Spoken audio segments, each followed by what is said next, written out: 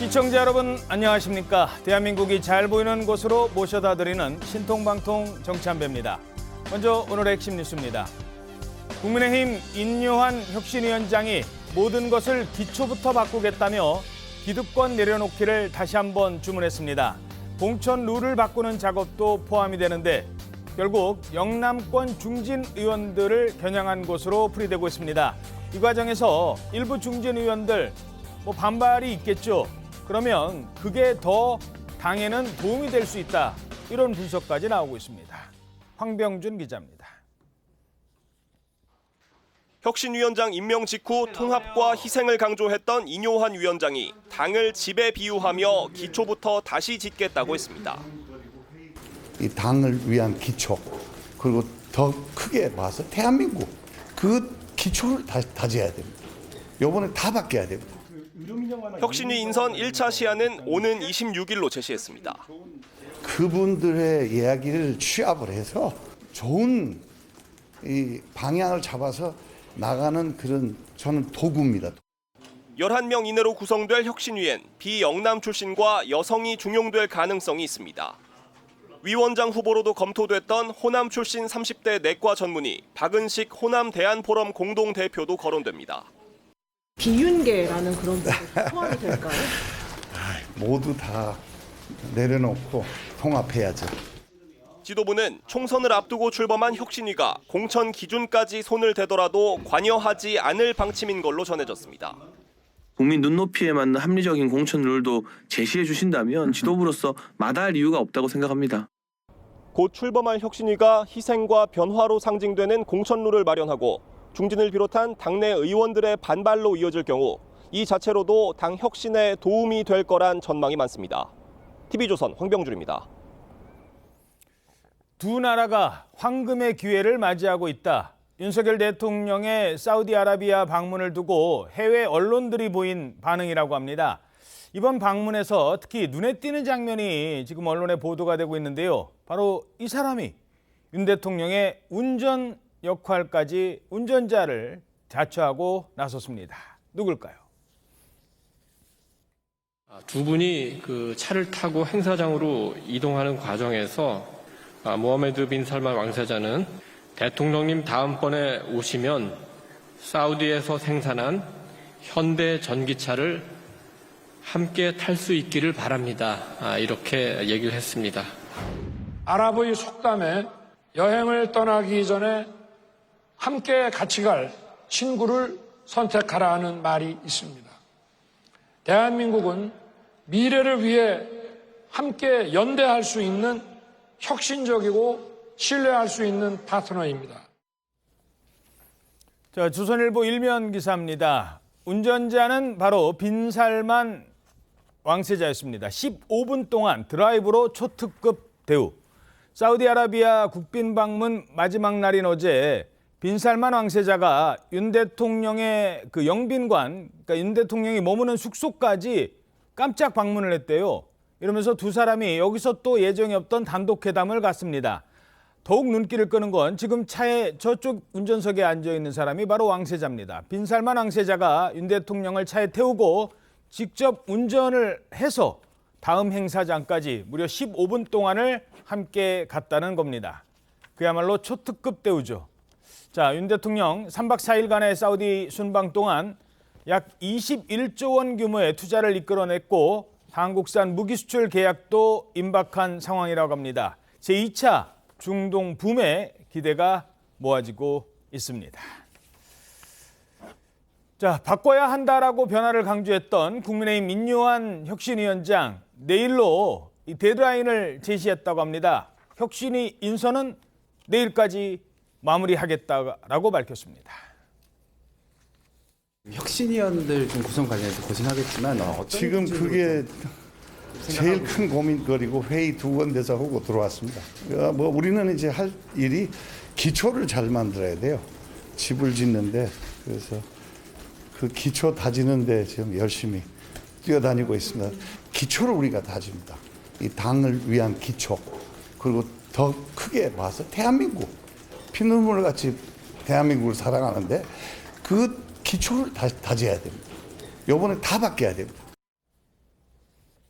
다 바뀌겠다. 기초부터 바꾸겠다. 자, 그러니까 기자들이 궁금한 게 많을 것 같은데 그래서 전화를 했대요. 근데 전화를 계속 어제 거의 하루 종일 안 받았다고요? 예, 아예 연결이 되지 않는다고 하는데 이유가 이 인요한 위원장이 휴대전화 없이 모처에서 혁신위원 구상에만 몰두를 하는 걸로 알려져 있기 때문입니다. 이 국민의힘 당사에 지금 혁신위원회 사무실이 마련돼 있거든요. 이 사무실에 출근하면서 아예 휴대전화를 두고 왔다 이렇게 얘기를 했다고 하는데요. 집에다 아예 두고 왔대요, 휴대전화를? 예, 이게 보안을 유지하려는 게 아마 제일 크겠죠. 목요일까지 혁신위원장을 임명하겠다 이렇게 얘기한 상황이기 때문에 그때까지 취재진 등의 연락은 일절 차단하겠다 이런 취지로도 읽힙니다. 대신에 이제 사무실에 마련돼 있는 유선 전화로 본인이 이제 스스로 외우고 있는 일부 전화번호를 통해 업무를 봤다 이렇게 알려져 있고요. 예. 이 국민의힘이 또 인 위원장에게 원외 인사와 여성 또 청년 혁신위원 구성 등에 대해서 보고를 하기도 했는데 일단은 목요일까지 1차적으로 마무리할 것으로 알려지고 있는 이 인선은 전적으로 인 위원장의 몫이 될 거다 이런 입장이 큰 상황입니다. 그렇죠. 혁신위를 같이 끌고 나갈 이 혁신위원들. 자, 그런데 지금 막 전화 돌리지 않겠습니까? 같이 일하자고. 근데 이 사람한테도 전화를 했는데 안 한다고 했다고 합니다. 흥미롭고 혁신적인 느낌은 나지만 실제 우리가 불편한 거는 아무것도 하지 않았으면 좋겠어. 인 카드일 수 있다는 거예요. 자칫 잘못하면 김은경 혁신이처럼 될 수 있는 부분이거든요.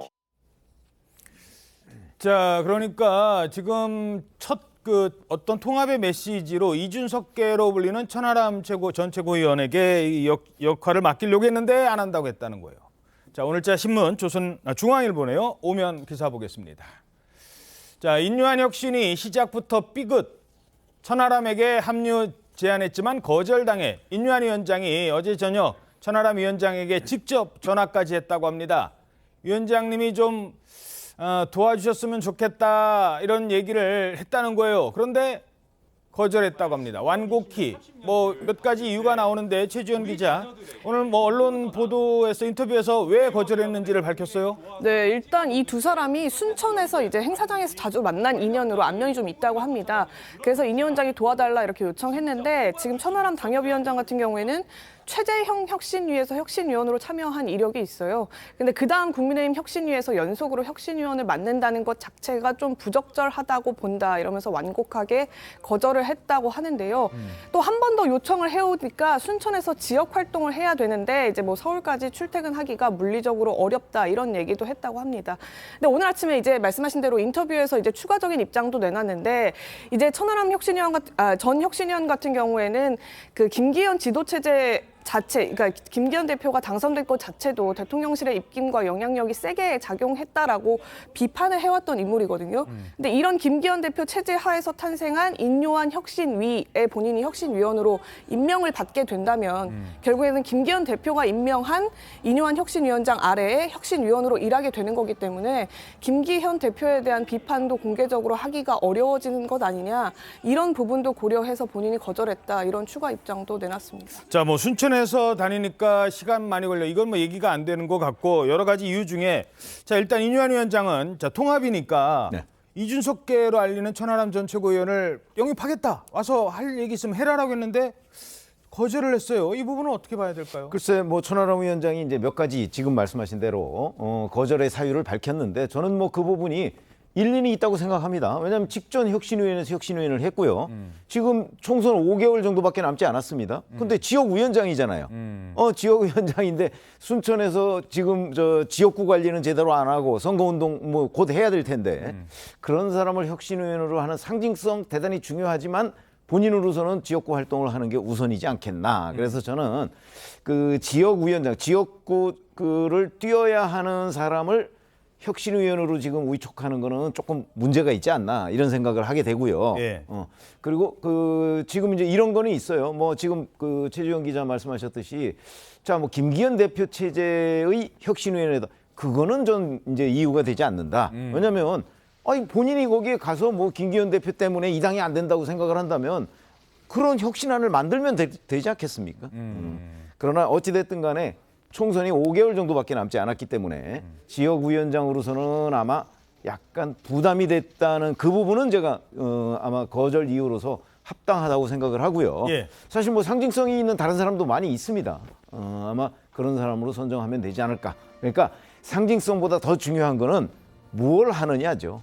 인유한 위원장이. 그게 예. 더 중요합니다. 자, 지금 밖에서는 예를 들어서 하태경 의원 같은 경우는 뭐 이준석계, 유승민계 많이 좀 집어넣어라 이렇게까지 주문을 하고 있어요. 그래서 하려고 했는데 지금 안 됐어요. 야, 이 시작부터 조금 어려워지는 건가요? 어떻게 봐야 될까요? 아니, 그러니까 지금 저는 뭐 혁신위원이 누가 되느냐 이거보다는 그 인유한 위원장이 앞으로 그 내놓은 그 컨텐츠 내용물이 더 중요하다고 생각을 해요. 예. 그러니까 핵심은 뭐냐면 국민들께서 인식을 해야 되는 거죠. 엄청난 충격 요법으로 와 이거 완전히 이제 국민의힘 바뀌었네. 어머 진짜 변했네. 이번엔 정신 차렸네. 이런 느낌의 무언가를 저는 먼저 내놔야 된다고 보거든요. 왜냐하면 과거에 뭐 민주당도 그랬지만 김은경 혁신위원장 하면 그때 혁신위원 누구였는지 아무도 기억 못해요. 그러니까 김은경만 눈에 띄었죠. 네, 그러니까 인유한만 아마 결국에는 눈에 띌 거예요. 국민들 눈에는. 그러니까 제가 볼 때는 뭐 통합의 의미에서 뭐 누구도 넣고 누구도 그건 다 좋습니다. 다 넣어도 예. 그건 상관이 없는데 저는 그 핵심이 그겁니다. 빨리 나는 뭘 하겠다. 예, 이거를 내놓으셔야 되지 않을까 싶어요. 위원장 리스크라는 것도 있을 것 같아요. 민주당 같은 경우에는 지난번에 처음에 혁신위원장 했는데 뭐 천안함 발언 때문에 문제가 됐었죠. 다른 사람 바꿨어요. 김은경 혁신위원장이 했는데 그분 발언 때문에 혁신위는 도대체 무슨 일을 한지 모르는. 근데 아직까지는 뭐 좀 더 시간이 필요합니다만 인유한 위원장에 대한 개인적인 뭐 문제 이런 것들은 지금 뭐 알려지진 않고 있어요. 어떻게 보십니까? 일단 뭐 그동안 과거했던 발언에 대해서 민주당 일부에서 문제 제기는 하고 있으나 일단 뭐 처음 등장했고요. 인유한 위원장이 지난 8월 달에 국민의힘 당헌 어떤 공부 모임에서 하신 말씀이 아주 그 정치인의 이제 갈등 그리고 자기 팬끼리 모이는 거 이런 걸 이제 싫어해가지고 예. 그래서 첫 일성이 이제 통합이 나온 것 같은데요. 문제는 뭐냐면 통합과 혁신이 상당히 좀 반대 개념에 가깝습니다. 통합은 어쨌든 있는 사람 다 모아서 하자는 건 좋은 지지이긴 하지만 혁신은 이 중에 잘 못한 사람은 가리고 잘한 사람은 뽑자라고 하는 그런 정신이 이제 혁신이기 때문에 이 통합 일성이 조금은 이제 당내 갈등을 좀 무마하는 측면이 있지만 진정으로 좀 뭐 아픈 상처를 도려내는 일에는 좀 부적합하지 않느냐 이런 이야기고 아까 이제 정미경 의원이 말씀하시대로 인선이라고 하는 어떤 사람의 문제라기보다는 방향이 문제니까 일성이 중요한데 이것은 암만 해도 지금 이제 당청 관계, 수직적 당청 관계가 너무 심하다. 대통령은 공천에서 손을 떼라 이런 이야기가 1번 나와야 될 거고 2번은 당내 기득권은 척결하겠다 이런 두 번째 일성 같은 게 나오는 게 중요하지 지금은 인선, 사람이 중요한 것 같지는 않습니다. 예. 자, 그런데 지금 임명 과정을 놓고 혹시 뭐 이분이 도와준 거 아니야라는 얘기들이 나오는 것 같아요. 김한길 국민통합위원장이랑 친하다. 그래서 그분이 뭐 입김을 넣은 것 아니냐 이런 얘기가 나오니까 바로 그 친분설에 대해서 이렇게 답을 했습니다. 그냥 선배님이에요. 김한길 위원장님이랑 또 매일 통화하는 친한 사이라는 보도가 나와서 별로 중요한 거 아니고요. 그 사모님하고 프로그램을 같이 만들어서 친한 사이다. 그런 뜻 외에는 아무것도 없습니다. 뭐 존경하는 뭐 김대중 때 선배님이에요. 자, 이게 지금 계속 언론에서 보도가 되니까 사실 위원장이 뭐 혁신위원장이 뭐 여러 사람 인유한 위원장한테는 큰 감투는 아니에요. 근데 뭐 이걸 가지고 앞으로 내가 뭐 정치를 하겠다 뭐 이런 상황도 아닌데 어찌됐든 문제를 지금 삼으니까 오늘 뭐 출근하면서도 비슷한 얘기를 했어요. 예, 오늘 이제 당사 그 혁신위 사무실에 출근을 하면서 기자들이 먼저 묻지도 않았는데 어쨌든 대기를 하고 있으니까 기자들을 향해서 적극성에 정말 감동을 많이 받았다 일단 이런 얘기를 하면서도 팩트를 좀 잘 확인해달라 이렇게 좀 일침을 날렸거든요. 그 예. 얘기가 바로 지금 이 문제에 대한 얘기입니다. 팩트 좀 확인하세요. 예, 김한길 통합위원장이 얘기한 것처럼 뭐 뭐 4-5차례 통화를 한 게 맞고 그리고 과거 다 합쳐봐야 그거밖에 안 되고 합쳐서 4-5번이다? 네, 그게 김한길 위원장도 그렇게 얘기를 했죠. 프로그램을 같이 한 이후로 4-5번 정도 통화한 적이 있다 이렇게 얘기한 김 위원장의 말이 맞다 이렇게 얘기를 하면서 네. 그 본인이 매일 통화한다고 얘기했다는 그 취지의 일간지 보도는 잘못된 보도다 이렇게 얘기를 콕 집어서 했습니다. 특정 언론사까지 지금 거론을 하면서 매일 전화한다는 건 사실이랑 너무 멀다 이렇게까지 설명을 하면서 적극 반박을 했거든요. 아마 사인 간의 관계도 있기 때문에 부담을 줄 수 있다라는 경우의 수를 고려해서 이렇게 적극 해명에 나선 걸로 보입니다. 이게 왜 문제가 된다고 생각을 했을까요? 보도 과정을 보면 네. 김한길이랑 왜 친해? 뭐 이런 얘기는 왜 나온 건가요? 김한길 국민통합위원장은 누가 임명했죠? 윤석열 대통령이 임명했잖아요. 예. 그리고 윤석열 대통령의 뭐 제1 멘토다 이런 언론 보도들이 굉장히 많아요. 아하. 그런데 김한길 국민통합위원장이 만약에 추천해서 국민의힘의 혁신위원장이 됐다. 그런 사람들이 어떤 생각을 갖게 될까요? 아, 역시 윤석열 대통령이 또 지명을 했구나. 이렇게 판단할 거 아니겠어요. 간접적으로 윤석열 대통령이 지명한 거나 마찬가지 아니겠나 이렇게 판단을 할 테니까 그렇게 되면 윤석열 대통령이 사실상 만들었다고 그동안 평가를 받았던 김기현 국민의힘 대표 그렇죠? 이어서 혁신위원장도 그럼 윤석열 대통령이 또 만든 거야? 이렇게 되면 이 혁신위는 출발부터 좌초될 가능성이 대단히 높은 거죠. 그런 점 때문에 지금 김한길 혁신위원장과의 그 관계를 지금 근데 저는 처음에 저 중앙일보의 인터뷰에 매일 통화하는 사이라는 게 사실인 걸로 받아들였었는데 본인이 지금 그게 잘못된 보도라고 얘기를 하고 있잖아요. 예. 그렇게 되면 이제 그 사실관계를 확인을 하고 김한길 위원장은 본인이 추천에 관여하지 않았다고 얘기를 했거든요. 그러니까 그거는 그 사람들이 안 했다고 해서 우리가 다 믿을 건 아니지만 적어도 이제 아니라는 부분에 대해서 이 현장 기자들이 조금 더 확인을 해야 된다. 그래서 인요한 위원장을 선임한 사람이 과연 윤석열 대통령에 영향을 미쳤느냐 미치지 않았느냐 이건 중요한 팩트이기 때문에 지금 저런 논란이 벌어지고 있는 겁니다. 예, 알겠습니다. 자, 어찌됐든 당은 지금 뭔가를 바꾸자, 고치자, 통합하자 이런 상황이잖아요. 그런데 이 상황에서 감정 싸움에 몰두하고 있는 인사들이 있다고 합니다. 이 아직도 싸움 안 끝났나 봐요. 들어보시죠. 1번 윤석열 대통령, 2번 2번 김기현 대표, 네. 3번 어제 유세차 올라가가지고 막말한 안철수 대표. 갑자기 진경훈 후보 디스한다고 네. 지하고 자빠졌죠라고 했습니다. 유세차에서. 이준석 전 대표는 당을 비아냥거리고 조롱하면서 내부 총질만 일삼는 오만의 극치를 달리고 있습니다. 박근혜 정부의 은덕을 입고 어린 나이에 정치에 입문해 당 쇄신을 위해 지켜 세우고 대접해 주었더니 오만 방자함이 극에 달했습니다.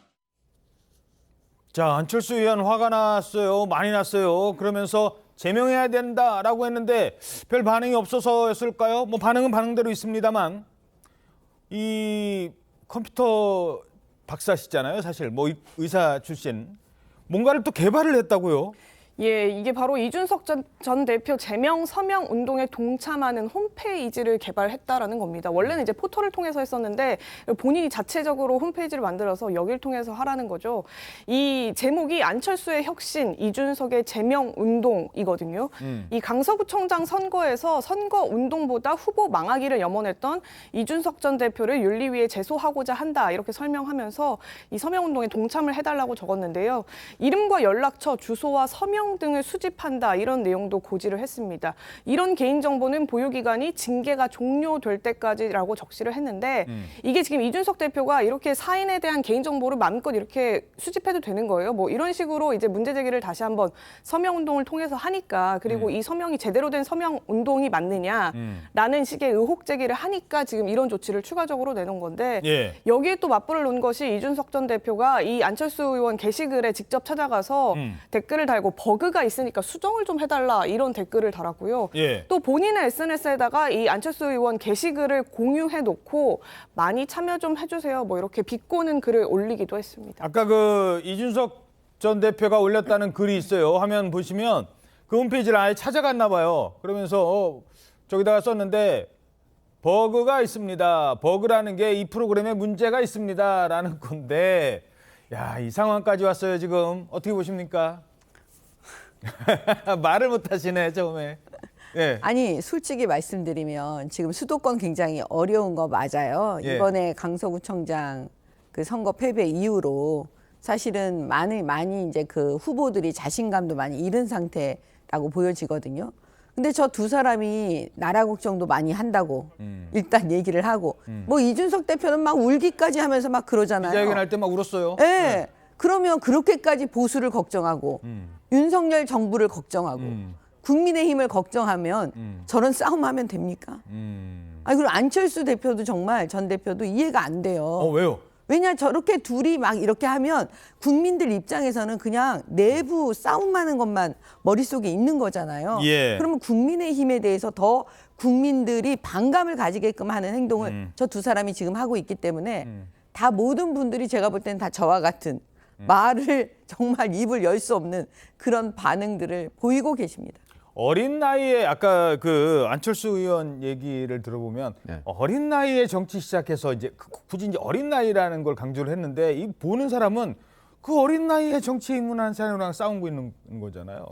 그러니까 어린 사람과 싸우고 있는 게 셈이 되죠. 이제 중간을 이렇게 생략하면 그렇기 때문에 안철수 의원은 이제 그 사실은 10년이 넘었어요 벌써 이 정계에 들어와서. 그리고 주목을 받은 걸로 따지면 안철수 의원이 이준석 전 대표보다는 더 주목을 받았죠. 지난 10년간 뭐 정당을 뭐 여기저기 옮기기도 했지만 여하튼 본인이 또 윤석열 정부 탄생에 기여한 부분도 있고 그렇기 때문에 본인의 정치적 그릇 이런 거를 스스로 다시 한번 돌아보고, 제가 보건대는 지금 총선 5개월 남겨놓고 본인이 수도권에 지금 그 이제 출마를 하게 되지 않습니까? 지금 이럴 때가 아니다 하는 아마 반성 모드로 돌입하는 게 훨씬 나을 겁니다. 예. 자, 이제 국회로 가보겠습니다. 어제 국회 국정감사장에는 올해 처음으로 국정감사에 등장한 국회의원이 있었다고 합니다. 누굴까요? 홍범도함이라고 하는 한 명을 제정하는 것 매우 중요한 일이고, 이 문제에 대해서 우리 군이 이 정치적 논쟁에 연루되는 것 결코 바람직하지 않다고 생각하는데 어떠십니까? 절차에 따라 가지고 정확하게 그 총장 승인하에 지금 사용을 하고 있습니다. 현재까지 검토된 적 없고 그대로 유지할 계획입니다. 네. 자, 국감은 이제 세 번째 3주차고요. 옆에 최병묵 의원께서 내일 모레면 끝나요. 이렇게까지 얘기했습니다. 문 닫을 때 됐어요. 근데 어제가 첫 출석이라고요? 예, 맞습니다. 이재명 대표가 국회의원 신분으로 참석한 첫 국정감사였는데요. 이 대표는 두 가지를 현장에서 물었습니다. 첫 번째는 홍범도함 문제였고요. 두 번째는 최상병 수사 모마 의혹에 대한 질의였는데, 먼저 홍범도함 같은 경우에는 폐지 검토 지시가 내려오게 된다면 너는 어떤 선택을 할 것이냐, 해군 합참총장을 향해서 직접 물었고요. 오호. 유지하겠다, 이런 답변까지 이끌어냈습니다.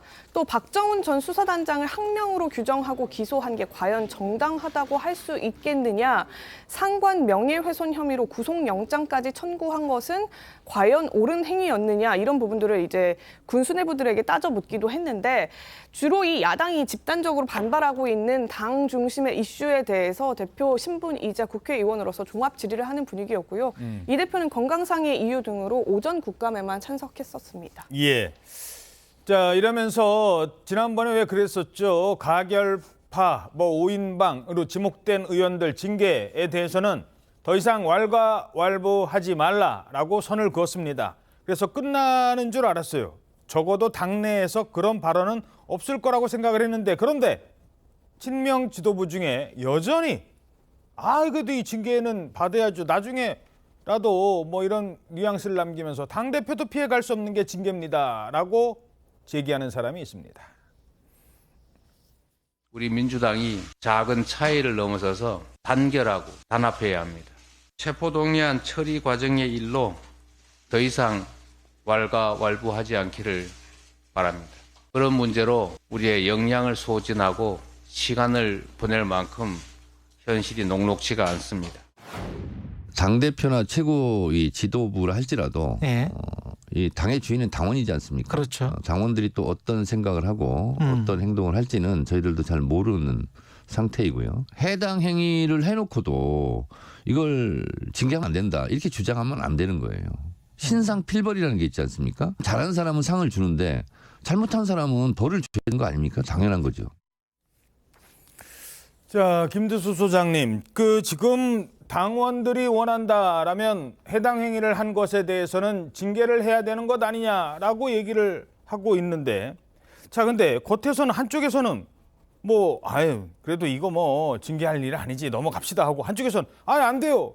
그러면 가결파들은 도대체 어떻게 해야 돼요? 어느 장단에 춤을 춰야 돼요, 지금? 일단 정청래 최고위원 같은 경우는 이제 아주 원칙적인 이야기를 함으로 해서 당내에 일단 가결파 5인에 대한 그러니까 징계를 청구했던 당원들의 마음을 일단 알고 있다. 그리고 또 한편으로는 그런 과거에 어쨌든 가결되었던 이 사태에 대해서 약간의 경고의 의미를 같이 부여하는 것 같고요. 예. 이제 이재명 당대표 입장에서 보면 어쨌든 당은 통합하고 포용해 가야 되는 거니까 당의 지도자로서의 어떤 역할을 맡은 거죠. 그렇기 때문에 정청래 의원의 이런 이야기가 그 이야기 한마디로 해서 지금 현재 이제 당내 열성 당원들의 어떤 이런 징계 청구가 좀 수그러들지는 않겠지만 열성 당원들 좀 강경파라고 부르기도 하고 이런 분들에 대한 어쨌든 따둑거리는 역할은 제법 할 거다. 그런 측면에서 일종의 이제 역할 분담이다 이렇게 생각이 듭니다. 자, 근데 이런 얘기가 나와요. 한 사람은 굿캅, 한 사람은 배드캅. 굿캅, 배드캅. 누구 말이 맞느냐? 어떻게 전망하십니까? 제가 볼 때는요. 진짜 아까 역할 분담 그 말에 동의해요. 저는 짜고 치는 고스톱하고 있다고 봐요. 왜냐하면 이재명 대표를 우리가 모르나요? 그다음에 정청래 최고위원을 우리가 모르나요? 다 이미 알고 있어요. 저분들이 어떤 사람들인지를.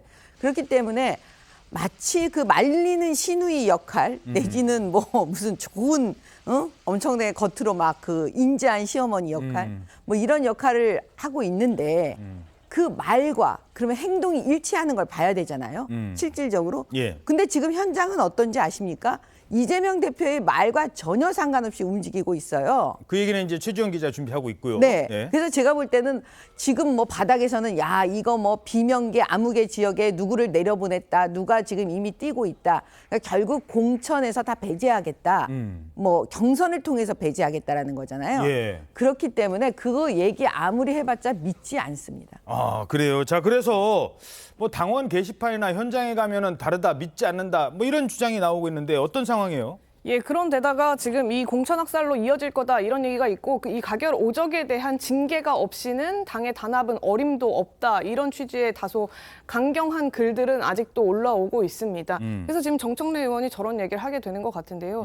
근데 비하인드를 좀 들어보니까 그 최고위에서 이재명 대표가 저런 공개 발언을 하기 전날에 비공개 최고위를 이제 주말 일요일 날 열었어요. 어허. 그래서 이 대표가 이미 거기에서 이제 징계는 없고 올리지도 않는 걸로 하자라고 이제 선을 그었는데 이 대표 면전에서 장경태 최고위원이나 정청래 최고위원이나 강경파로 분류되는 최고위원들이 안 된다, 징계해야 된다. 물론 이제 표결을 가지고 사람을 가를 수는 없지만 그 이후에 대표에 대해서 영장 기각이 난 이후에도 대표를 향해서 물러나야 된다라고 한다거나 JMS에 이 대표를 비유하거나 이런 발언을 했던 사람들은 해당 행위로 징계를 해야 된다는 얘기를 수차례 했다고 해요.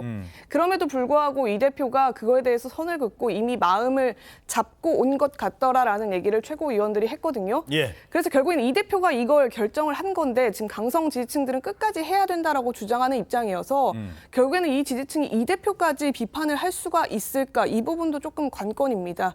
이 대표도 이 부분에 대해서 조금 자유로울 수 없는 상황을 도래할 수도 있다 이런 얘기도 지금 나오고 있습니다. 자, 일부 그러니까 저렇게 최고위원들이 징계하라는데 어떻게든 해야 되는 것 아니냐라는 얘기도 나올 수 있다라는 겁니다. 근데 이미 현장은 빠르게 바뀌고 있대요. 자, 이런 틈을 탔다고 해야 되나요? 눈치 작전에 돌입한 사람들이 있습니다. 강성 지지층이 비명계를 흔드는 그 사이 현장에서는 어떤 일이 있는지 동아일보 6면 기사 보시겠습니다. 자, 원외 인사들, 지금 아직 국회의원 안 된 친명계 인사들, 이 이른바 비명 지역구에 가 있다는 거예요. 다음에 나 여기다가 공천 달라고 도전장 내겠다고, 나 여기서 출마하겠다고, 이런 걸 흔히 자객 출마라고 하죠. 현역 의원이 있는데 분당 같은 경우 지금 몇 군데 이름 거론되고 있잖아요. 일단 그 얘기 잠깐 들어보죠. 어제도 잠깐 얘기했습니다만 최지원 기자, 지금 몇몇 의원들 지역구에는 가 있다고요. 벌써 이미 현근택 그 전 대변인 뭐 다 이미 가 있다고요? 네, 현근택 변호사는 대표 비명계 이제 윤영찬 의원 지역구 성남 중원구에 가 있고요. 예. 지금 얘기 나오는 그 강병원 의원 지역구 은평인데 예. 은평을 같은 경우에는 원래는 김우영 그 구청장이자 지금 청와대 문재인 청와대 출신인 비서관이 강원도에서 다시 도전을 했었어요. 원래 그 직전에 경선에서 강병원 의원이랑 붙었다가 떨어지고 강원도로 이제 옮기겠다고 하면서 강원도에서 활동을 계속 강원도 가 하셨는데 있겠다고 했는데 근데 지금 총선을 맞춰서 다시 지금 은평에 도전장을 내겠다고 하는 거거든요. 그러면서 돌린 뭐 인사 메시지에도 그 강원도에서 활동했던 이력을 삭제하고 은평에서 활동한 내용만 공개를 해놓고 그 지역 유권자들한테 문자를 돌렸다는 거예요. 그러니까 강원도는 사실 이제 민주당 의원, 그러니까 후보로서는 공천도 쉽지 않고 당선도 쉽지 않은 상황에서 강원도는 공천받기가 어려우니까. 험지로 간다고 해놨다가 지금 수도권 판세 보니까 아니다. 나 다시 수도권 서울로 갈래. 그것도 이제 강병원 의원도 비명계로 조금 분류가 되고 있는 경향이 크고 반면에 이제 김우영 비서관 같은 경우에는 더민주혁신회의라고 해서 원외에서 활동하고 있는 친명계 그룹의 거의 좌장격으로 일을 하고 있거든요. 예. 그런 부분이 이제 반영돼서 이렇게 지역구를 선정한 걸로 보이는데 지금 이런 지역구가 전국적으로 꽤 많습니다. 뭐 광의원 의원도 그렇고 송갑석 의원, 그러니까 송갑석 최고위원, 비명계 최고위원 지역구에 광주에 내려가서 활동을 하고 있고 이 대표 변호사도 지금 광주에서 활동하고 있고 이런 식의 지역구들이 꽤 많아서 아마 자객 공천이 이루어질 수 있지 않겠느냐 이런 얘기들이 지금 계속 나오는 이유가 됩니다. 예. 자, 아까 그 국민의힘 얘기 잠깐 했습니다만 국민의힘에서는 영남권, 뭐 낙동강 하류 지역, 삼선 의원들 자 물러나세요. 안 돼, 왜 내가 물러나? 그러면 이게 기득권의 싸움으로 보이는데 여기는 원외 인사들 보내겠다는 거잖아요. 그럼 자연스럽게 물갈이가 되는 거고 이건 당원의 뜻에 따른 거고 민주당은 어쩌면 공천에서 혁신을 이루는 거다. 근데 알고 봤더니 자객 공천이다. 야, 요거 어떻게 분석하십니까? 언제부터인가 이제 자객 공천 또는 자객 출마 이런 이야기가 좀 자극적으로 나오는데 이 말은 원래 한 20년 전에 일본의 고이즈미 총리 시절에 닌자 공천이라고 이 말이 나오면서 이제 조금 더 이렇게 자객적으로 한국에서는 자객으로 이제 해석하는 것 같은데요. 예. 대중 정당에서는 당내에 이제 경쟁자가 있는 건 어쩔 수 없는 거고요. 또 이제 이런 경쟁자 중에서 국회의원들의 최대 경쟁자는 지방자치단체장입니다. 그래서 이제 이런 경우에 실제 이제 정당하게 경쟁자가 있는 경우가 있고 지금 이제 민주당 내에는 이른바 수박 논쟁 이런 게 있어서 당의 색깔의 어떤 그 당의 노선의 차이 때문에 생기는 갈등 같은 걸 이제 자기의 정치적 추세에 좀 활용하기 위해서 이런 부분에 이제 특정 지역에 이제 출마를 고려해서 또는 그 지역에 가서 미리 활동하는 분들이 계시는데 문제는 이제 이런 것을 공천 시스템으로 잘 관리할 수 있느냐 이런 문제고요. 결국은 공천에서 배제하면 무소속으로 나올 거고 또 공천은 어쨌든 경쟁을 붙여줘야 되는데 경쟁을 1대1로 붙이면 이제 당내 가상 갈등이 이제 폭발할 건데 다수의 공천을 했다가 결선제를 도입할 것인가 이런 거에 의해서 약간 시스템적인 어떤 관리가 필요한 부분이 아닌가 이런 생각이 듭니다. 그렇죠. 결국에는 지금 있는 현역 의원들 물갈이로 빼버리면 그러면은 무소속으로도 왜냐하면 현역 의원이니까 지역 기반이 있기 때문에 과연 그게 민주당에는 도움이 될까라는 거고 또 하나 재밌는 기사가 뭐냐면요. 이분들도 나온대요. 자, 또 다른 신문 기사들에 등장하는 인물이 있습니다. 오늘자 조선일보에 이런 이름이 나옵니다. 조추송 어벤져스. 조추송 누구일까요? 바로 조국, 추미애, 송영길. 자, 이 세 사람을 두고 지금 총선의 어벤져스다. 그러니까 총선을 살리기 위해서 지구를 구하는 어벤져스처럼 민주당을 구하는 어벤져스처럼 등장을 할 것이다라고 주장하는 사람들이 있어요. 이러니까 또 정청래 의원은 아니지, 그건 좀 거시기 하지. 이렇게 얘기를 하고 있어요. 지금 분위기 어떻게 보십니까? 그렇죠. 저 개딸들이라고 하는 사람들이 이제 이재명 대표의 강성 지지층 아니겠어요? 예. 강성 지지층과 이른바 코드가 맞아요. 조추송. 그런데 저 중에 추미애 전 장관을 빼고 다른 두 사람은 당원도 아니에요. 예. 그러니까 이제 송영길 전 대표는 탈당을 했잖아요. 돈봉투 사건으로. 그렇죠. 그러니까 만약에 공천을 받으려면 다시 복당을 해야 될 것이고 조국 전 장관은 공천을 받으려면 입당을 해야 돼요. 예. 그런데 이런 강성 지지층들이 지금 지원을 하고 있는데 문제는 아마 당내에서 경선을 하면 저 사람들이 어느 지역구에 가도 될 가능성이 꽤 있어요. 예. 근데 정청래 의원은 그러면 왜 거시기하다고 얘기를 하느냐? 예. 그렇게 될 경우에 본선에 가서 그러니까 국민의힘 후보와 맞붙어야 될 거 아니겠습니까? 예. 중도층이 달아날 가능성이 있다 이렇게 보는 거죠. 그러니까 그 조추송이 만약에 민주당 공천으로 총선에 출마를 할 경우에는 국민의힘 지지자는 또는 민주당 지지자가 뭐 그 각각 후보들을 찍는 거는 물론인데 결국은 수도권 같은 경우는 중도에서 결판이 나지 않겠습니까? 예. 근데 이 중도가 저 사람들 때문에 민주당을 외면할 것이다라고 정청래 최고위원이 지금 판단을 하고 있는 거예요. 예. 그러니까 거시기하다고 얘기를 하고 있는 거죠. 예. 자, 그런데 하나만 더 질문 드리면 이게 이번 총선에서 안 바뀐 거 있어요. 지난번에 바꾼다고 약속 다 했는데 안 바꾼 거. 바로 위성정당 문제입니다. 자, 이런 분들이 당 만들어요. 우리도 민주당이야. 우리도 색깔 파래. 그래가지고 위성정당 만들면 이분들이 당선될 가능성도 배제할 수는 없어요. 배제할 수 없는 정도가 아니고 몇 석 정도는 당연히 당선이 되지 않겠습니까? 예. 저는 그렇게 봅니다. 과거에 열린민주당 있었죠. 예.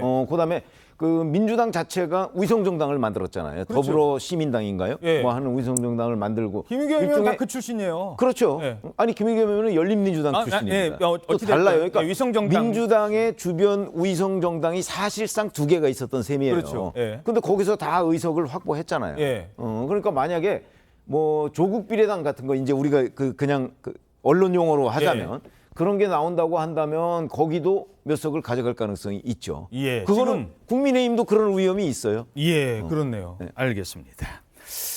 자, 이런 가운데 이재명 대표와 관련된 여러 재판을 하고 있는 법원의 안팎 분위기도 살펴보도록 하죠. 지금 뭐 대장동 의혹, 백현동 의혹 이거는 실제 어떻게 나올지 모르겠습니다. 뭐 2년도 가고 3년도 갈 수 있다. 질질 이렇게 끌면.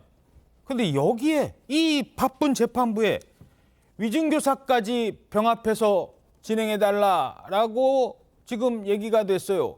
이러면서 지금 논란이 되고 있는데 민주당이 야 이거 같이 해야 되나 따로 해야 되나 단독 판사가 해야 되나 아니면은 같이 해야 되나 지금 이렇게 합의 판사로 가야 되나 했는데 민주당이 같이 해주세요 이렇게 요청을 했어요. 예, 이재명 대표 측이 직접 요청한 건데요. 이 대장동 미래신도시 개발 특혜 의혹과 백현동 특혜 개발 의혹 여기에 위증교사 사건까지 지금 형사사비 33부에 모두 배정이 됐잖아요. 예. 그런 계기로 인해서 모두를 같이 병합 심리해달라 이렇게 요청을 한 건데요.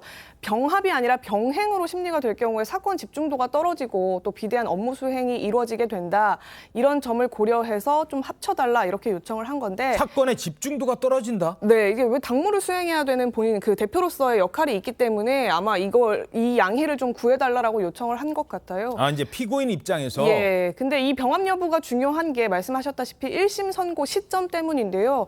이 위증교사 같은 경우에는 그 영장심사 과정에서 이미 혐의가 일부 소명됐다 이렇게 판단을 받기도 했고 내용 자체도 좀 단순하기 때문에 별도로 재판이 이루어지게 된다면 내년 총선 전에도 결론이 날 수 있다 이런 해석이 나오는 반면에 만약에 대장동 건과 이것 위증교사 건까지도 병합이 돼버리면 1, 2년까지 1심조차 안 나게 될 수 있다 이런 것 때문입니다. 재판부는 이 요청에 대해서 추후에 결정하겠다 일단 이런 입장을 밝혔습니다. 지금까지 그 어떤 사건도 이재명 대표와 관련돼서 결론이 난 사건이 없습니다. 재판에 넘겨졌지만 1년 안에 해결하라고 하는 결론 내라고 하는 선거법 사건조차도 지금 시간이 끌고 있는 상황이잖아요. 자, 이러니까 어제 국감장에서 국민의힘 의원들이 강하게 항의를 했습니다. 서울중앙지법원장도 가만히 듣고만 있지는 않았습니다. 이것이 결국은 이재명 대표의 이런 정치 생명을 연장하기 위해서 꼼수로 배당을 했다. 이재명 지키기를 한다. 법원이. 위증교사 사건은 단독 판사 관할로서 단독 사건으로 접수됐습니다. 사회에 미치는 영향이 중대한 사건 또는 그 밖에 사건의 성질상 합의체로 심판하는 것이 적절한 사건이라고 판단해서 최종 합의 결정을 하였고 그래서 합의 사건으로 다시 접수가 이루어졌습니다. 지금 이재명 대표에 대한 공직선거법 사건이 지금 진행 중인 이 사건으로 할 수 있어요, 이게. 그런데 이재명 이름이 하나 있다는 이유로 왜 34, 이 여러 건이 있는 34 형사부에 가는 건지, 왜 34가 아닌 34 형사부에 갔는지. 같이 선고해야 될 필요가 없는 별도로 선고해야 될 그런 사건이라는 측면이 있기 때문에 다른 사건들에 있는 재판부로 가는 게 타당하다고 생각하지 않았나 그렇게 추측하고 있습니다. 자, 이 상황 어떻게 보십니까? 아니 저렇게 하나마나한 말씀을 하시네요. 사실은 저거는 그 법원의 전권이에요. 배당을 할 때요. 보통의 경우에는 저렇게 안 하지요. 왜냐하면은 지금 그 백현동 사건하고 대장동 사건이 이미 너무나 풀로 차 있는 상황이고 거기 성남의 FC 사건까지 있잖아요. 예. 그다음에 그거는 이제 공동 피고인이 있어요. 예를 들어서 정진상, 공범인 관계, 이재명. 그러니까 그렇게 이미 검찰이 병합을 해준 거예요. 그렇죠. 예. 그러면 사실은 그 위증교사 사건은 완전 별개의 사건이기 때문에 보통은 그냥 단독 사건에서 빨리 처리해주는 재판은 원래 신속하게 하라는 거 아니겠어요? 예. 그럼 빨리 하는 게 맞는데 굳이 그걸 저기에다가 병합시키려고 지금 사실 배당한 거나 마찬가지잖아요. 그래서 이거는 결국 뭐냐. 정말 의심하면 안 되는데 자꾸 의심이 돼요. 지금 이재명 대표는 머릿속에 뭐가 있을까요? 저는 딱 한 가지 있을 거라고 봐요. 예. 총선 전에 그 어떤 선고도 자기 자신에 대해서 나오면 안 되는 거예요. 그 전략과 전술을 정말 우리가 깜짝 놀랄 만한 그런 수법을 다 동원해서 저는 펼칠 거라고 보거든요. 근데 지금 이것도 그거예요. 근데 마치 이러한 이재명 대표의 그 전술에 마치 법원이 그 도와주는 맞장구 쳐주는 그런 느낌이 자꾸 드는 거예요. 그래서 제가 볼 때는 검찰이 가만히 있으면 안 돼요. 저는 검사가 더 적극적으로 이런 부분을 국민들한테 알려야 되는 지금 그런 황당한 일이 벌어지고 있습니다. 그러니까 마치 정치를 해야 하는 검사들이 정말 황당합니다. 자, 황당하다. 검사가 가만히 있으면 안 된다라고 했는데 이원석 검찰총장은 국감장에서 이렇게 얘기를 했어요. 야, 이렇게 힘든 수사 대상은 처음입니다. 12월 말에 비회기가 되면 이정섭 팀장이 주도하는 3차 영장 청구가 있을 것이다라는 그러한 소문이 있습니다. 제가 공직이 30년이 됩니다만 지금까지 검사 생활을 하면서 이렇게 힘든 수사 대상은 제가 처음 만났습니다. 제 솔직한 심정입니다. 그래서 야당 대표가 아니라 저는 제1당 다수당 대표의 대표로 수사하는 것이 이렇게 어렵구나. 그리고 하나하나가 이렇게 고비를 넘기 어렵구나. 그런 생각을 하고 있습니다. 3차에 대해서는 그는 박 의원님 말씀이 그런 뜬구름 같은 제가 풍운 같은 그런 이야기이기 때문에 답은 드릴 수가 없습니다.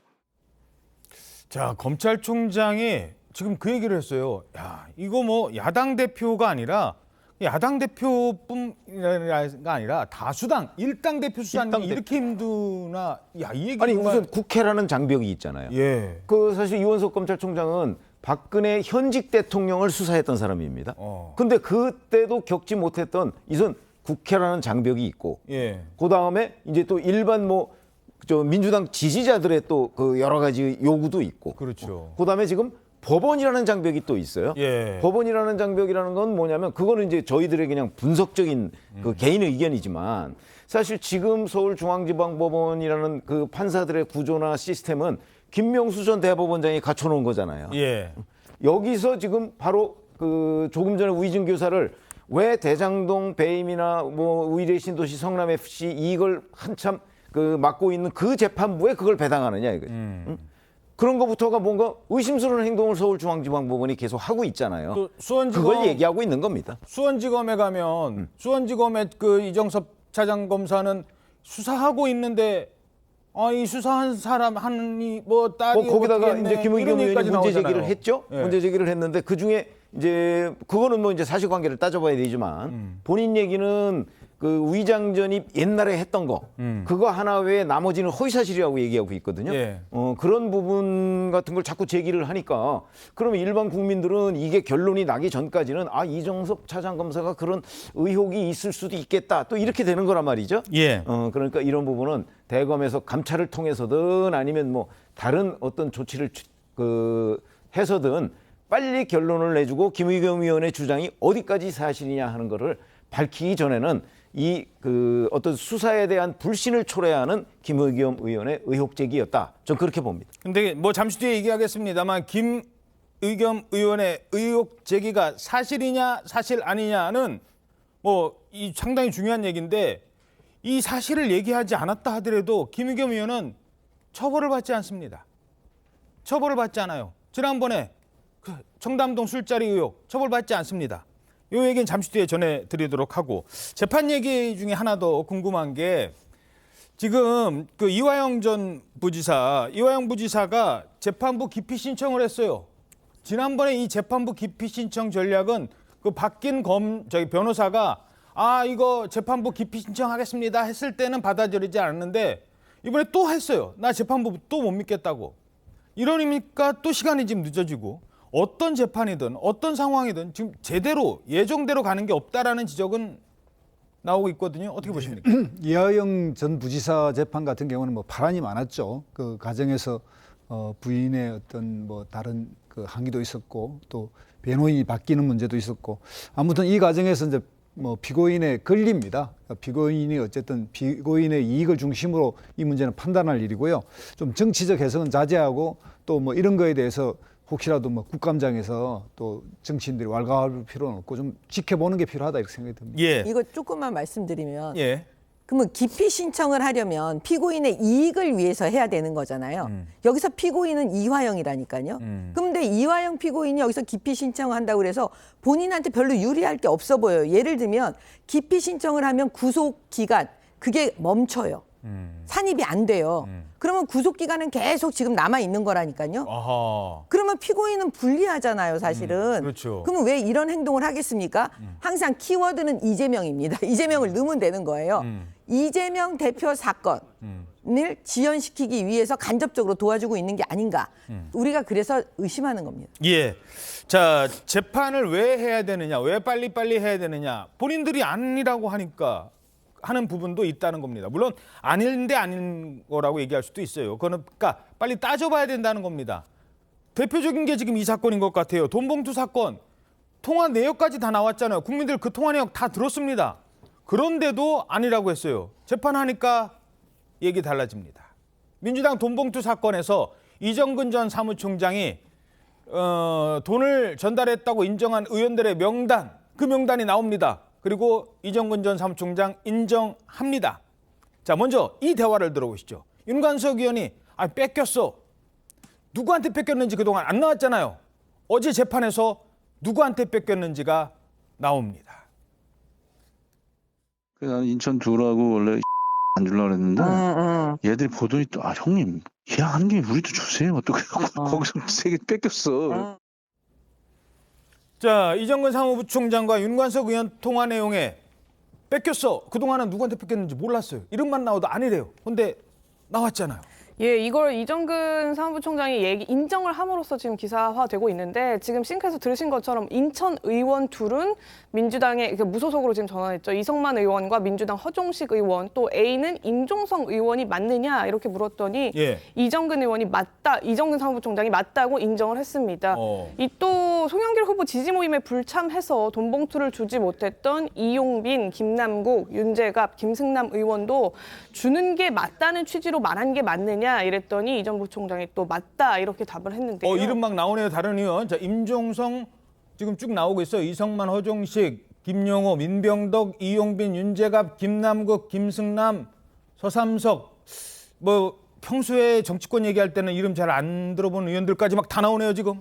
예, 근데 이제 다만 이 선거장과 관련해서 사안을 이 송 전 대표에게 보고했느냐 이 부분에 대해서 보고는 했다고 하면서도 송 전 대표가 이 돈봉투를 돌렸는지 여부에 대해서 인지를 하고 있었느냐 이런 얘기에 대해서는 답을 하지 않았거든요. 기억이 나지 않는다 이러면서 답을 피했는데 지금 여기 거론된 의원들 가운데 몇몇 의원과 이제 통화를 해보면 반응은 다 한결같습니다. 이제 이정근 전 사무부총장이 검찰이 이제 부역하기로 작정을 한 모양이다 이런 식으로 강하게 반발을 하고 있거든요. 검찰에 부역하려고 작정한 것 같다? 예. 아니 왜 이제 와서 부역해요? 이미 선고는 뭐 2심까지 지금 거의 다 끝나갔는데. 결국에는 이제 본인 면피를 위해서 이런 식으로 나서는 것 아니냐. 그리고 윤관석 의원이 구체적으로 뭐 액수까지 지시를 한 봉투에 대해서 거론을 하니까 여기에 덧대서 이제 검찰을 좀 돕기로 작정한 것 아니겠느냐 이렇게 얘기를 하는 거고요. 예. 무엇보다도 지금 이정근 전 부총장도 건네들었다라는 취지의 진술인 거지 본인이 직접 뭘 보거나 들어서 뭐 직접 그 오가는 과정을 체크한 결과를 가지고 얘기하는 것이 아니기 때문에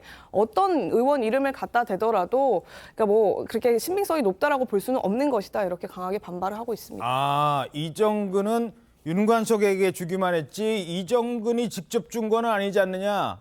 당신이 준 거 아니지 않느냐, 당신도 들은 얘기 아니냐, 지금 이런 얘기가 나오면서 의원들은 반발하고 있네요. 어떻게 보세요? 일단 민주당의 지금 일부 거론되는 국회의원님들은 사실 뭐 전화 통화 말고는 증거가 없으니까 상당히 부인하고 있는데 재판을 하고 있는 당사자로부터 이름이 계속 나오고 있기 때문에 굉장히 곤욕스러울 것 같습니다. 민주당 입장에서는 이런 것을 이제 전화위복의 계기로 삼아서 앞으로 아무리 뭐 이게 이제 정치적인 어떤 이 전당대회 때의 관행처럼 이렇게 돈이 주고받고 이게 이제 사실상 대의원들을 전당대회장에 오게 하는 과정에서 정치자금법이나 정당법에서 이게 일체 비용을 정산하지 못하게 해놓은 이유가 생긴 일인데 그럼에도 불구하고 이것을 공공연히 그냥 서로 그냥 암묵적에 인정해 가다 보니까 생긴 일입니다. 그런데 이정근 그 위원장도 정치인이라는 사람이 이걸 다 녹음을 해놔서 이 녹음이 본인 이야기도 아니지만서 서로 주고받은 과정에서 이렇게 증거가 나왔기 때문에 사실관계가 명확한 부분은 좀 축소될 거라고 봅니다. 그러니까 확실하게 증거 있는 부분은 줄어들지만 지금 현재까지 드러난 걸로 보면 상당 부분은 사실이니까 이 민주당 내에서는 이 부분에 대해서 인정하고 향후 이런 것이 재발하지 않는 부분에 약속을 하는 것이 우선이지 않느냐 이런 생각이 듭니다. 조금 전에 그 자막에 나왔습니다만 이정근 배신감을 토로하고 있다라는 얘기가 지금 나오고 있어요. 배신감을 토로하고 있다. 재판을 하다 보니까 나 좀 살려줄 줄 알았더니 이게 아니네. 이런 배신감을 토로하고 있다. 이 부분도 좀 궁금하고 이 지금 재판 과정 어떻게 보십니까? 그 이정근 씨 입장에서는요. 처음에는 그래도 민주당이 날 도와주겠지. 송영길이 날 도와주겠지. 뭐 여러 의원들이 날 도와주겠지. 이렇게 아마 생각했을 거예요.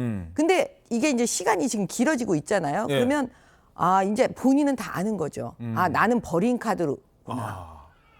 이런 게 이제 자괴감이 들기 시작하면 예. 제가 볼 때는 그 이정근 전 사무부총장 입장에서는 이제는 누구를 도와주기 위해서 감추거나 뭐 이럴 이유가 없을 것 같아요.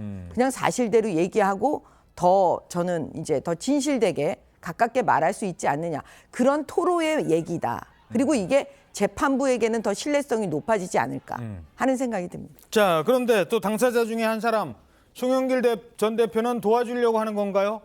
자, 최근에 민주당 탈당했잖아요. 근데 송영길 전 대표 지금 언론 표현입니다. 좌충우돌 행보를 보이고 있대요. 최근에 이런 이야기를 했다고 합니다. 좀 더 전투적으로 싸우자.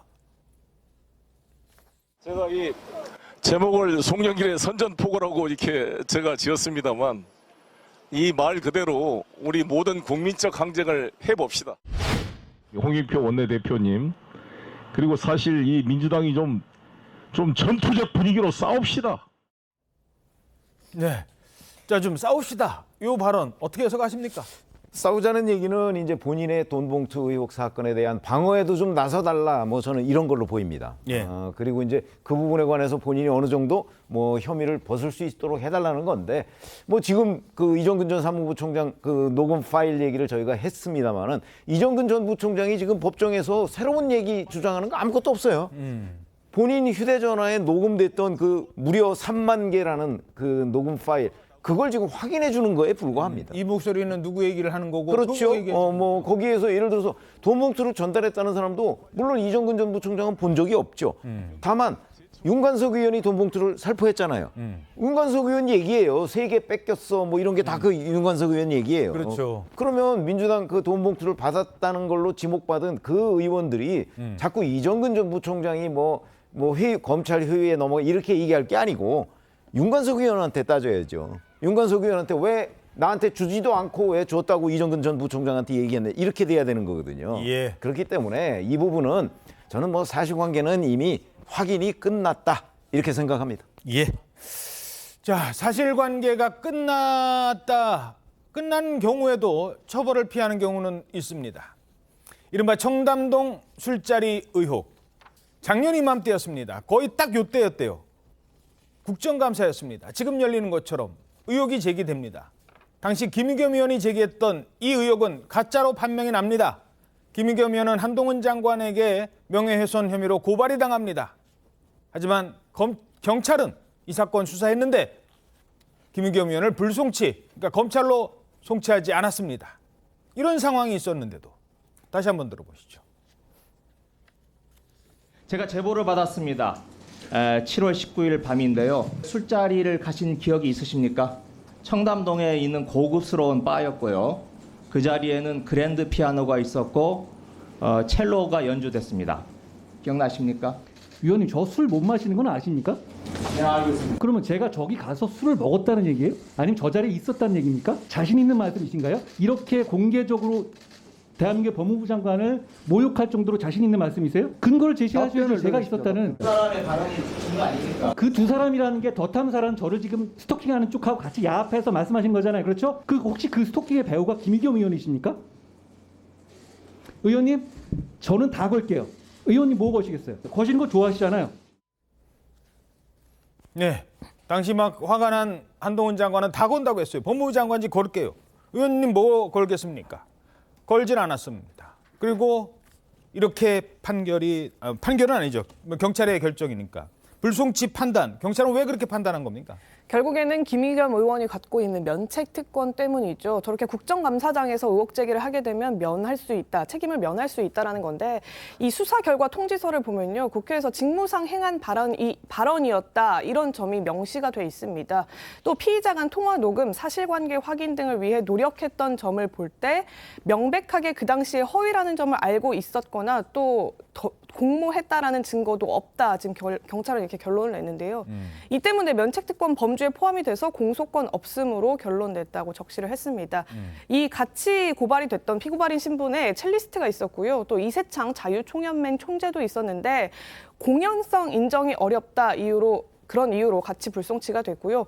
반면에 지금 김의겸 의원과 합작한 거 아니냐 한동훈 장관이 저렇게 말했던 유튜브 매체 더 탐사의 경우에는 명예훼손 혐의 등이 적용이 돼서 송치가 됐습니다. 예, 어떻게 보십니까? 김의겸 의원하고 지금 더 탐사하고 협업한 거는 김의겸 의원이 인정을 했잖아요. 예. 그러면 그 협업에 대해서 사실 굉장히 디테일하게 수사를 해야 돼요. 만약에 검찰이었다면 저는 이 부분이 굉장히 중요한 포인트라고 보거든요. 정규경 의원이 수사를 담당하는 검찰 출신이시니까 뭘 더 들여다봤겠습니까? 네, 그 협업이요. 그럼 과연 어떤 부분에 협업을 했느냐. 그러니까 저희는 미필적 고의라는 게 있어요. 이거 허위일 수도 있겠네? 그러면 고의가 인정이 되는 거예요. 그러면은 국회의원은 그거 물으면 안 되는 거예요. 그리고 지금 그게 면책특권에 해당하는지 안 해당되는지에 대해서 사실 의견이 갈려요. 그러면 이럴 때는 어떻게 해야 되느냐. 대한민국의 미래를 위해서 앞으로 국회의원들이 이 면책특권을 가지고 범죄를 저지르는 그런 못된 걸 방지하기 위해서라도 제가 볼 때는 이거는 기소를 해서 대법원까지 가서 판례를 만들어줘야 되는 거예요. 이게 대한민국의 미래를 위해서 좋은 거잖아요. 그러니까 김의겸 사건을 만들어 그렇죠. 끝까지 한번 판결을 받아봐야 된다. 그러면 항상 뭐냐면 공부할 때 김의겸 케이스 이게 과연 면책특권이 되는지 아니면 명예훼손이 되는지 이런 사례를 만들고 앞으로 국회의원들은 그거를 배워서 이건 조심해야 되겠다. 이렇게 경종을 해줘야 되는데 이걸 처음부터 이건 면책특권이다. 그리고 경찰에서 이건 아예 불송치? 이건 말이 안 되는 거죠. 예. 대법원 판례에 봐도 국회의원의 면책특권의 범위 이런 게 나와 있습니다. 국회의원이 이거는 명백하게 허위사실이라는 걸 알았을 경우에는 면책특권을 받을 수가 없습니다. 특권을 가질 수가 없습니다. 그런 판례가 있고요. 그런데 경찰이 그러면 김의겸 의원이 이게 명백한 허위사실이라는 걸 알았느냐에 대한 수사를 과연 어디까지 했느냐. 그게 지금 안 드러나 있고요. 또 하나는 협업이라고 하는 거는 국회에서 직무상 행한 게 아니잖아요. 협업은 더 탐사와 아마 더 탐사 사무실이나 이런 데 가서 했을 거거든요. 국회 밖에서 했겠죠. 국회 밖에서 했겠죠. 그건 면책특권의 범위가 아니에요. 그러니까 그 부분을 수사를 해야죠. 그럼 면책특권하고 관련 없으니까. 그런데 그 부분을 경찰이 아마 수사를 소홀히 한 것 아닌가 저는 이렇게 봅니다. 지금 검찰로 송치가 됐으니까. 그리고 김의겸 의원은 불송치됐지만 그 부분까지 아마 검찰이 함께 들여다보지 않을까 저는 그렇게 생각합니다. 네, 이의 신청을 빨리 해서 검찰이 수사할 수 있도록 해줘야 됩니다. 그렇군요. 자, 그런데 김의겸 의원은 어떤 태도냐? 자신이 제기한 의혹이 가짜 뉴스라는 사실이 밝혀졌잖아요. 그런데도 제대로 된 사과는 하지 않고 있습니다. 사과를 하고 말고 할 문제가 아니라고 생각을 하고요. 행정부가 권력이 입법부의 활동을 제약하려고 하는 전 반헌법적인 지금 행동을 보이고 있는 거다라고 생각을 합니다.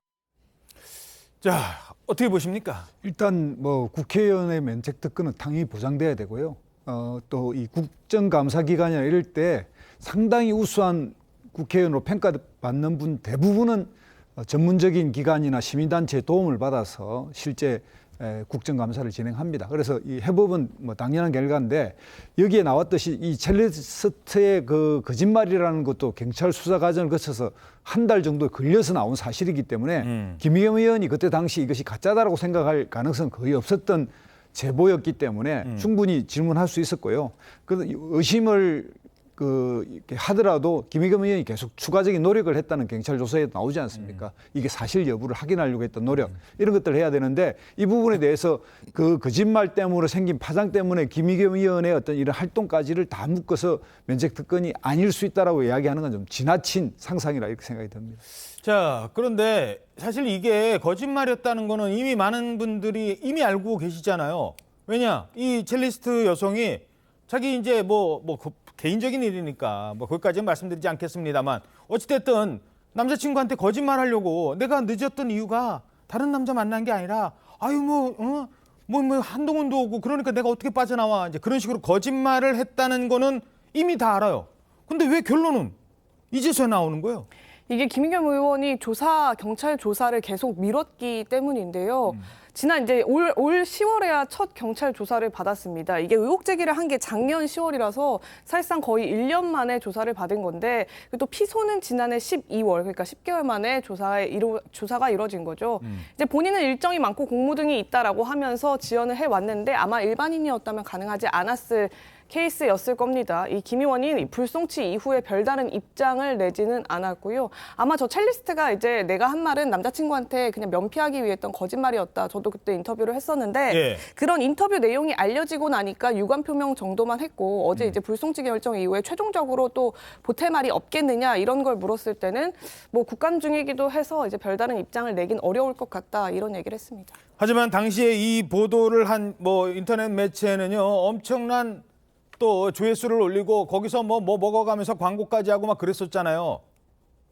자, 그래서 이게 정미경 의원님 이게 형사가 있고 민사가 있는데 형사는 이렇게 결론이 나는 것 같아요. 하지만 지금 10억짜리 손해배상 소송, 이 민사 소송은 어떻게 될까요? 이제 보통의 경우에는 면책 특권이 되면 형사나 민사 책임을 지지 않잖아요. 예. 보통은 영향을 미치죠. 책임지지 않는다는 거는 민사까지도 포함이 되는 건가요? 네. 보통은 미쳐요. 근데 이제 제가 말씀드리는 건 뭐냐면 지금 이건 경찰 단계에서 지금 면책이다 이렇게 지금 해버렸어요. 공소권 없음으로.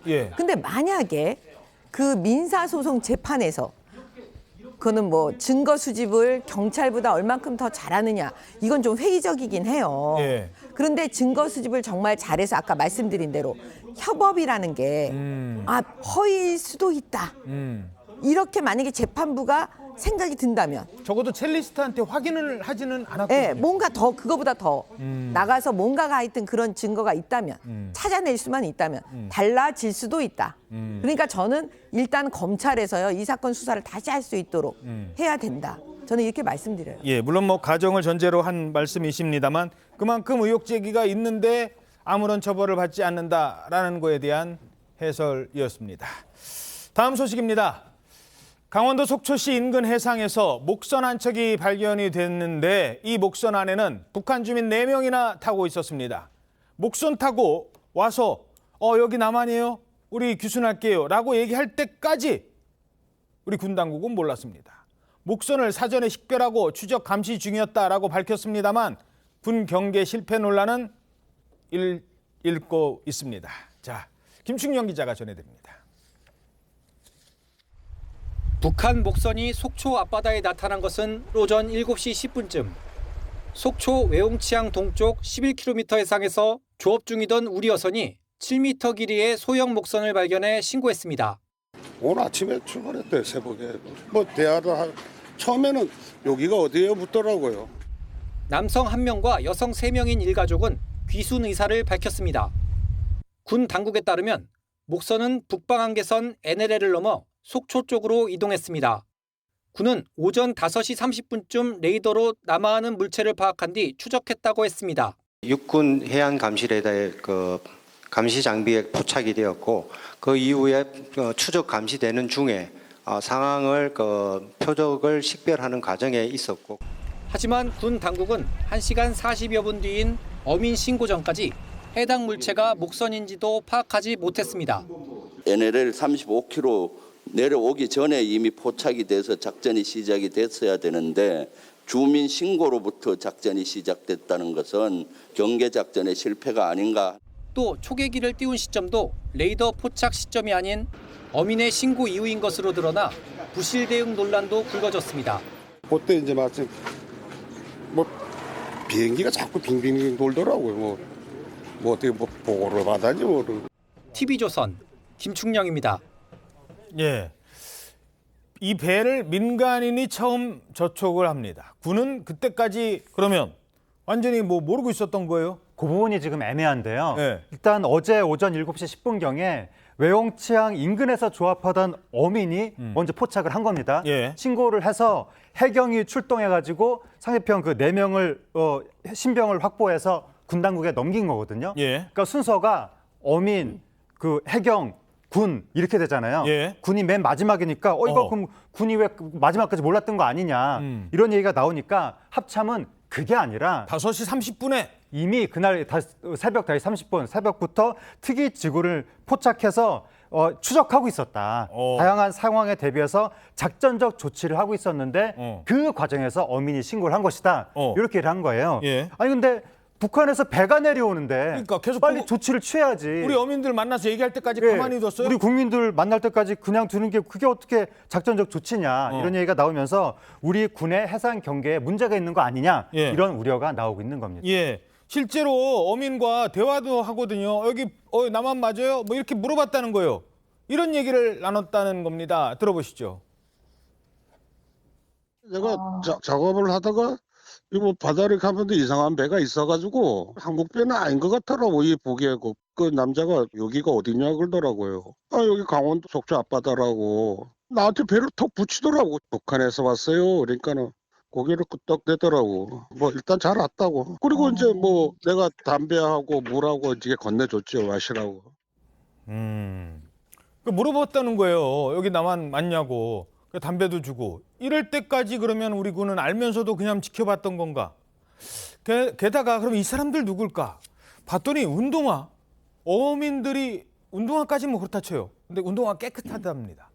구두까지 신고 있었다? 이 상황이 좀 이상한 거잖아요. 네, 어제 오전 7시 10분경에 우리 어민들이 이제 신고를 하고 저렇게 이제 대화를 했다라고 알려지고 있는데요. 이 목선에는 총 4명의 사람이 타고 있었습니다. 예. 남성 1명 그리고 여성 3명이 이 목선에 있었다라고 하는데 우리 어민들이 보기에는 이 목선의 형태, 외관이 너무 달랐던 거예요. 우리나라랑 배랑 이상하게 생겼다고 아까 그러잖아요. 이상한 배가 오더래요. 그랬잖아요. 그래서 북한에서 왔나라고 이제 의심할 수밖에 없던 상황이었다라고 하고요. 또 보니까 행색이 북한 어선이면 이제 조업을 하다가 내려와서 행색이 이제 일하다 온 복장이 있어야 되는데 오히려 구두와 운동화를 신은 평범한 사람이어서 이거는 조업하다가 떠밀려온 사람들도 아니다 이렇게 이제 생각했다라는 것이고요. 이들 4명 지금 현재는 기순하겠다라는 의사를 명확하게 밝혔다고 합니다. 귀순하겠다라는 의사를 밝혔습니다. 근데 기사 왔는데 왜 왔느냐? 아니 저기 뭐예요? 조선일보 오늘 기사 보니까 배고파서 왔다고요? 이게 무슨 얘기예요 지금? 네, 그렇습니다. 지금 이 인원은 30대 남자 1명이랑 그의 아내 그리고 딸 그리고 아이의 할머니로 추정되는 50대 여성 이렇게 4명인데요. 예. 이들은 굶주렸다, 생계가 어려웠다, 배가 고팠다 이렇게 얘기한 걸로 지금 알려지고 있습니다. 그래요? 그러면서도 배 옆에 와서 배가 참 좋습니다. 뭐 이런 식으로 배를 보면서 감탄을 하기도 했대요. 남한배는 참 좋네 뭐 이랬군요. 그런 것 같습니다. 지금 정부는 정부 합동 정부 조사팀을 꾸려서 도대체 왜 월남했는지에 대해서 알아보려고 한다고 합니다. 예, 알겠습니다. 다음 소식입니다. 이 배우 이선균 씨 처음에는 강하게 부인하고 있는데 이 수사를 좀 더 내용을 지켜봐야 될 것 같아요. 마약 수사 투약 혐의로 수사받고 있는데 당초 알려졌던 마약 외에도 다른 향정신성 의약품, 이거 마약이잖아요. 이걸 투약한 혐의를 지금 받고 있다고요? 네, 구체적인 어떤 사실관계가 좀 등장하고 있는 것이요. 한 유흥업소의 여종업원 A 씨의 자택에서 올해 초부터 수차례 이제 대마 등 마약류를 투입했다라는 혐의를 받고 있는 상황입니다. 애초에는 이제 대마를 했다라고 알려지고 있는데 이것뿐만 아니라 케타민이라고 불리는 향정신성 의약품, 요즘에 젊은 층들이 이제 클럽 등에서 많이 하고 있는 케타민도 투약했다라는 의혹이 있는 상황이고요. 예. 경찰이 빠른 시일 내에 이선규 씨를 소환 조사할 계획이라고 밝혔는데 일단 시약 검사를 해서 마약의 구체적인 종류를 특정하겠다. 그리고 횟수를 특정하겠다는 겁니다. 예. 자, 이선균 씨, 뭐 마약 의혹 얘기 나오니까 연예인들 아유 뭐 했대 이제 막 그런 얘기까지 막 소문이 막 퍼지는 거예요. 물론 이거를 따져봐야 됩니다만 이선균 씨와 지금 관련해서 이런 얘기가 나오고 있어요. 어떤 얘기입니까? 네, 좀 듣기 편치는 않은 얘기입니다. 왜냐하면 이선균 씨가 다닌 그 유흥업소가 강남에 있는데 이게 고소득층들을 대상으로 해서 회원제로 운영이 된대요. 근데 자리에 한 번 앉으면 뭐 1,000만 원 정도는 아주 쉽게 쓴다라는 예, 한 자리에 이야기예요. 한 번 술 먹는데 1,000만 원? 네, 그렇습니다. 그리고 이제 여기에서 일하는 그 유흥업소에 있는 여성들은 연예계 종사자도 상당히 많다라는 얘기도 지금 들리고 있거든요. 예. 네, 이제 그런 말들이 상당히 많은 분들한테 지금 불편감을 주고 있고요. 이선균 씨 지금 경찰이 소환 조사하기 직전으로 알려져 있는데 그 소환 조사하기 전에 휴대폰을 확보해서 포렌식 작업이 먼저 시행될 것으로 전해지고 있어요. 그럼 아마 더 많은 소식이 전해지지 않을까 하는 걱정도 있습니다. 예, 왜 이용업소 얘기가 자꾸 나오느냐? 처음에 이선균 씨가 자기가 나는 협박받은 거예요 이렇게 얘기했잖아요. 근데 돈 갖다 줬잖아요. 꽤 많은 돈을. 그 여성이 누구였느냐? 협박했다는 여성이 이 유흥업소에서 일한다는 여성이었습니다. 뭐 종사자인지 실장인지 뭐 하는 여성인지 모르겠습니다만 그 여성한테 협박을 받았다. 그래? 그리고 원래 여기가 이선균 씨를 수사하려고 수사한 게 아니라 이곳을 수사해 봤더니 이선균 씨가 있었다. 이렇게 지금 알려지고 있어요. 그래서 뭐 하는 곳인데 했더니 한 번 술 마시는데 1,000만 원? 자, 그런데 이선균 씨의 마약 의혹과 관련돼서 정치권에서 또 이런 얘기가 나오고 있어요. 무슨 음모론이 제기되고 있어요? 예, 이경 더불어민주당 상근 부대변인이 SNS에 글을 올린 거예요. 연예인 마약 기사로 덮어보려고요?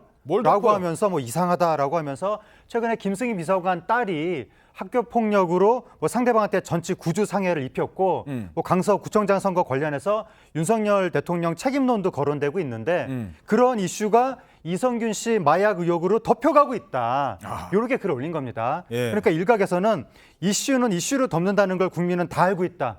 이런 일 터지면 뭘 덮으려는 거지? 이런 말부터 나온다. 이렇게 호응이 나왔는데 또 일각에서는 덮었다는 거의 근거가 그냥 시기가 비슷하다.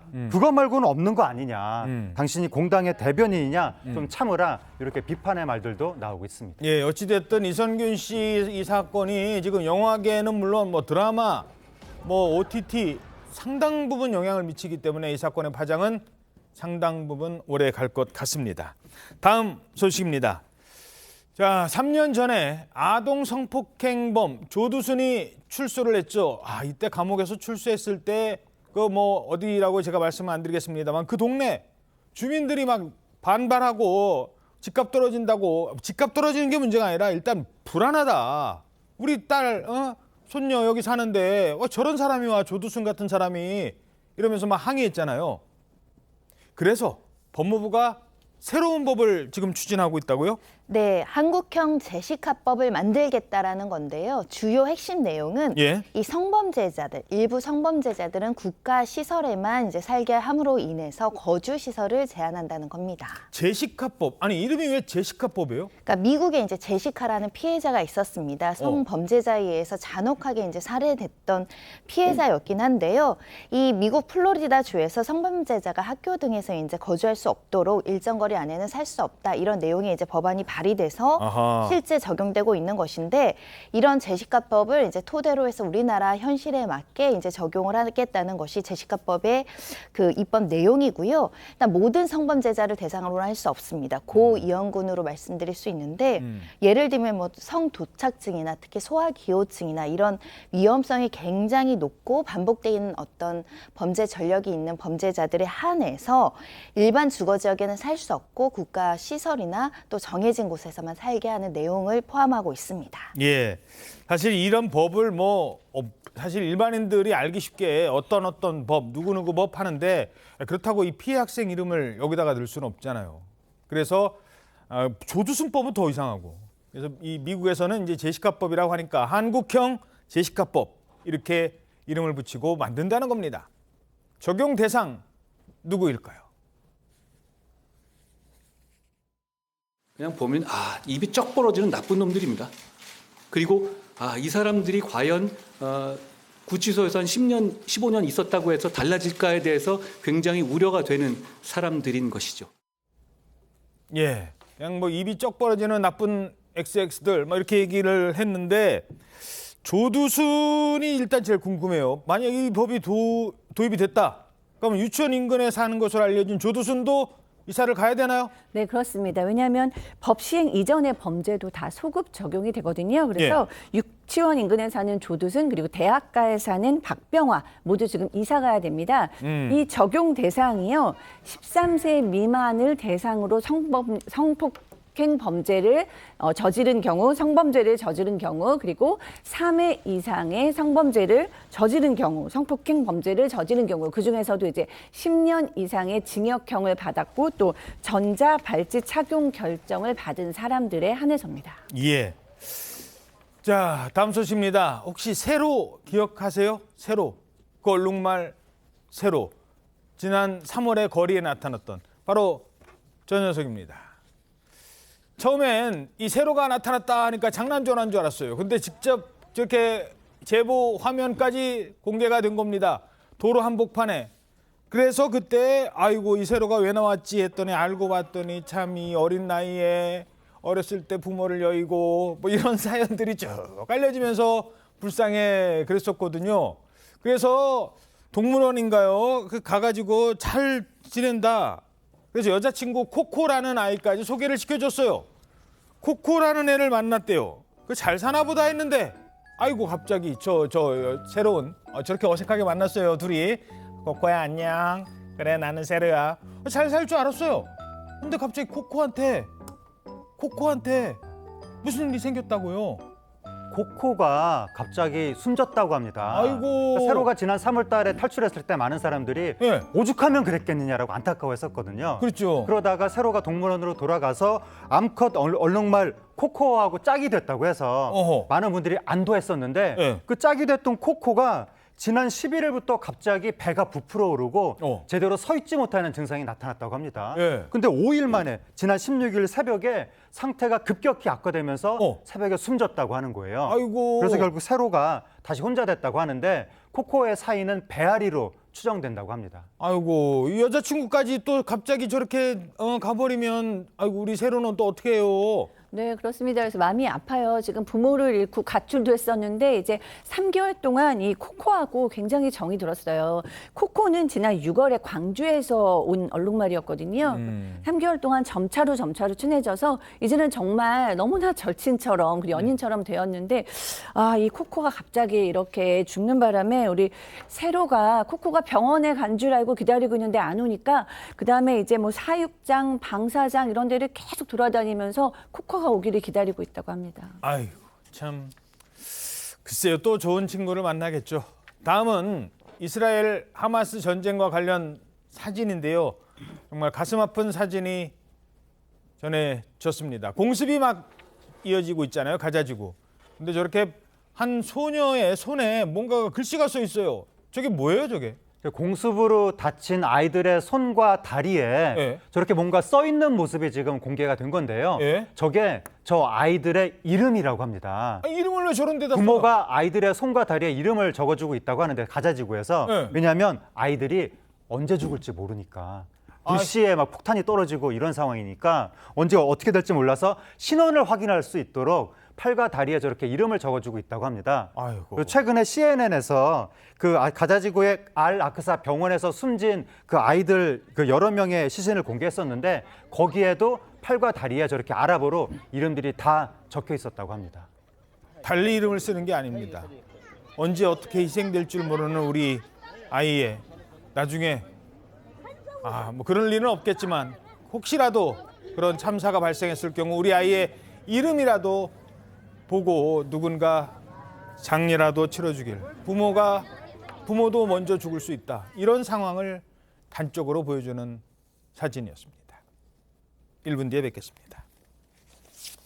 네, 오늘 아침 대한민국 잘 보이셨습니까? 오늘 하루 당신의 대한민국을 신통방통이 응원해드립니다. 여러분 고맙습니다.